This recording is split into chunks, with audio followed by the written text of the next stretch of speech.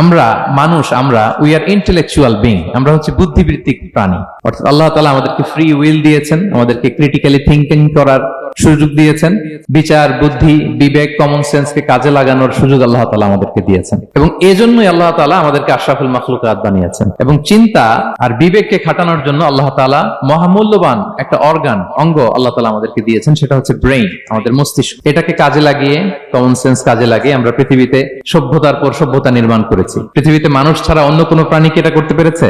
এবং আপনি শুনলে অবাক হবেন, আমাদের এই যে ছোট্ট ব্রেইনটা, খুব বেশি না কিন্তু ওজন, একটা প্রাপ্তবয়স্ক মানুষের human brain on an average 3 pounds, মানে 1.5 কেজি। এই 1.5 কেজি ওজনের ব্রেইন দিয়ে আমরা পৃথিবীতে এই সভ্যতাগুলো বিনির্মাণ করেছি। আমাদের এই ব্রেইনের মেমোরি ক্যাপাসিটি, মেমোরি স্টোরেজ অনেক বেশি। বিজ্ঞানীরা গবেষণা করে ওনারা জানিয়েছেন যে আমাদের হিউম্যান ব্রেইনের মেমোরি হচ্ছে 2.5 পেটাবাইটস। আপনারা মেগাবাইটের নাম শুনেছেন, গিগাবাইটের নাম শুনেছেন, পেটাবাইট হয়তো অনেকে শুনেন না। পেটাবাইট আরো অনেক বেশি, অনেক বড়। তো 1 পেটাবাইটে হয় 1 মিলিয়ন গিগাবাইট। তার মানে আমার আর আপনার যে হিউম্যান ব্রেইন, এই ব্রেইনের ক্যাপাসিটি হচ্ছে 25 লক্ষ গিগাবাইট। সুবহানাল্লাহ, এত আসতে।